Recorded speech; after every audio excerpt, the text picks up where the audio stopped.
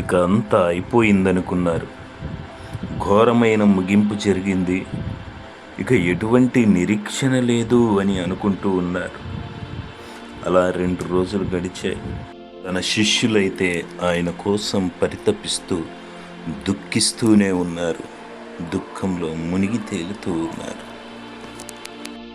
అయితే 3వ రోజున తాను చెప్పినట్టుగానే చనిపోయిన ప్రభువైన యేసుక్రీస్తు మరణాన్ని గెలిచాడు, సమాధిని గెలిచాడు.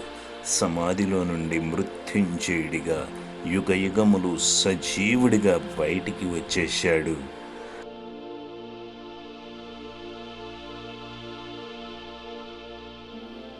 ఎందరైతే తన గురించి దుఃఖిస్తూ ఉన్నారో వారందరి దగ్గరికి వెళ్ళి వారికి తన శాంతిని అనుగ్రహించాడు. ఇంక అయిపోయింది, నిరీక్షణ లేదు అనుకుంటున్న వారి హృదయాల్లో గొప్ప శాంతిని, సంతోషాన్ని, ధైర్యాన్ని, నిబ్బరాన్ని నింపాడు. చరిత్రను తిరగరాసేవారిగా వారిని మార్చివేశాడు. అదే మన ప్రభువైన యేసుక్రీస్తు యొక్క పునరుత్థానపు పండుగ. అందరికీ ఈస్టర్ పండుగ శుభాకాంక్షలు.